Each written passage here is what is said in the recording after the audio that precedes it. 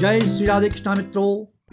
एकादशी का व्रत भगवान विष्णु को समर्पित है। हर माह में 2 एकादशी के व्रत रखे जाते हैं, एक शुक्ल पक्ष में और दूसरा कृष्ण पक्ष में। माघ माह के कृष्ण पक्ष की एकादशी को सठतिला एकादशी भी कहते हैं। सठतिला एकादशी के दिन भगवान विष्णु का तिल का भोग लगाने से सभी मनोकामनाएं पूरी होती हैं और जातक को मोक्ष की प्राप्ति होती है।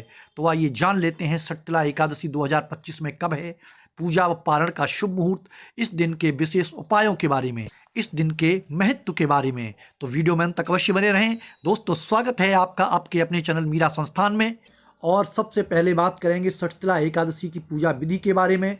तो दोस्तों, एकादशी व्रत के नियम दशमी तिथि से ही आरंभ हो जाते हैं, इसलिए दशमी तिथि को सात्विक भोजन ही ग्रहण कर अगले दिन एकादशी तिथि को प्रातः स्नान आदि के बाद दैनिक कार्यों से निवृत्त होने के बाद प्रभु का ध्यान कर व्रत का संकल्प लेकर पूजा को आरंभ करना चाहिए।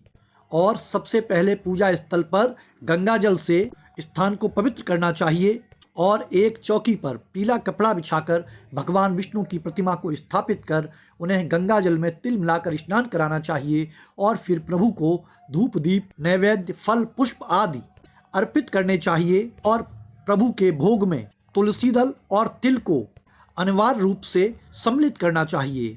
इसके बाद विष्णु मंत्रों का जाप व विष्णु सहस्त्रनाम का पाठ करना चाहिए और फिर आरती करनी चाहिए। सठतिला एकादशी के दिन 6 प्रकार से तिलों का प्रयोग करना चाहिए।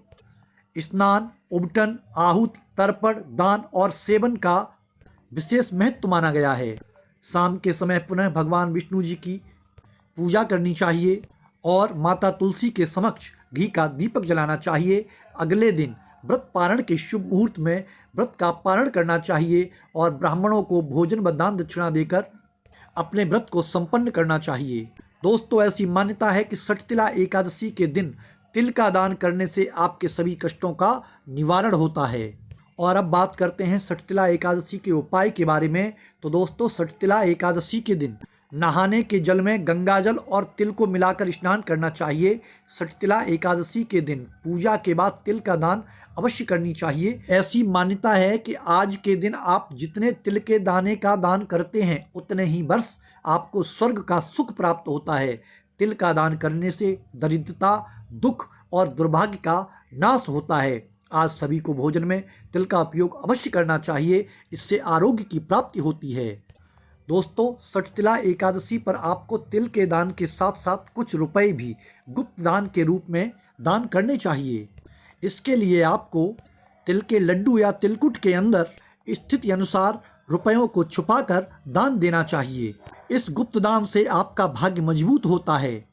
आज के दिन तुलसी जी के पौधे के पास सुबह और शाम दोनों समय दीपक जलाने से मनोकामना पूरी होती है। और अगर कुंडली में शनि दोष या राहु दोष या केतु का दुष्प्रभाव है तो आपको सठतिला एकादशी के दिन काले तिल का दान अवश्य करना चाहिए। इससे आपके कष्ट दूर होते हैं और आपको आपके पितरों का आशीर्वाद प्राप्त होता है।